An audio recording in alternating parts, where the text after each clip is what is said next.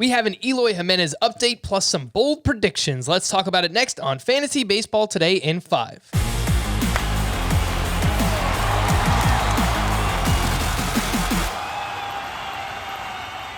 Welcome into FBT in 5, a podcast that gets you caught up fast on the fantasy news and advice that you need to know. Follow and stream us on Spotify and anywhere else podcasts are found. Today is Friday, March 26th. I am Frank Stanfield, joined by Scott White, and the unfortunate news of Thursday was Eloy Jimenez is going to miss the next 5 to 6 months with a torn pec. So, Scott, talk to me about Eloy Jimenez's value. Should you be drafting him anymore? And also include, we talk about the guy every day, but Andrew Vaughn. Apparently, they're going to try him out in left field. What do you think about those two? Yeah, I think Eloy Jimenez's value for 2021 is basically nil. There's a chance he could come back and contribute in September. There's a chance he could not, but you don't really want to invest anything, whether it's an IL spot or whatever, and waiting that length of time for him. Vaughn, we'll see. We'll see if he can handle left field. That's putting a lot on a rookie who didn't sound like that was even in consideration for him. It looked like he was lined up to be the DH. It would add some eligibility in fantasy, which would be nice. I think it's even clearer now he's probably going to begin on the major league roster, but we kind of thought that already. So it's mostly bad news. Not a lot of silver linings here. How high do you take Andrew Vaughn now, Scott? Inside the top 150? Higher than that? Yeah. I'm sure he's in my top 150 in Roto. He may be in points too. He's on the verge of it.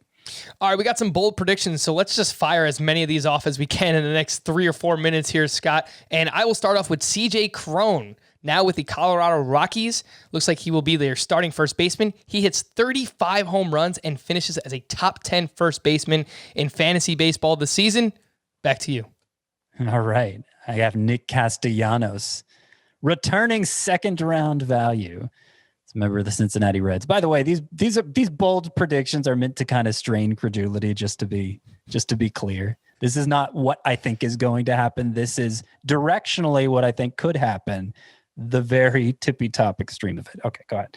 Yeah. Don't draft CJ Cron inside your top 10 first baseman, but just realize he does have sleeper appeal late, and this is something that's within his range of outcomes. How about this? I'm going to double down on a relief pitcher here, Scott. Josh Hader loses his job to Devin Williams this season, and the other one in the American League, Raisel Iglesias leads baseball in saves with 45 plus for the Los Angeles Angels. Back to you.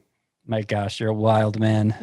Josh Bell, even better than in 2019.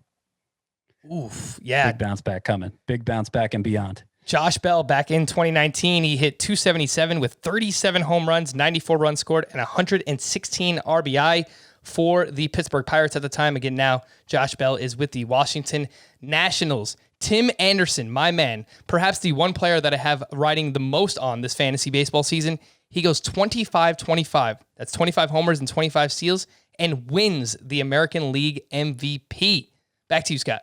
All right, Will Myers combined 50 home runs and stolen bases. Nobody's drafting him like that. It's not even that bold. I don't think he's done it twice before. Combined 50. That's Will right. Myers. He did that back in 2016 and 2017. It's been a while since we've seen Will Myers run like that, but he was absolutely awesome in 2020. And we know that the Padres like to run. So how about this one, Scott? Lance Lynn stays healthy and finishes outside the top 40 starting pitchers. So it's not because of injury. He's just flat out bad. Yeah, so now he's being... XFIP was high. Yep. He's being drafted. I could see it. He's being drafted inside the top 20 starting pitchers. That's Lance Lynn. He finishes outside the top 40.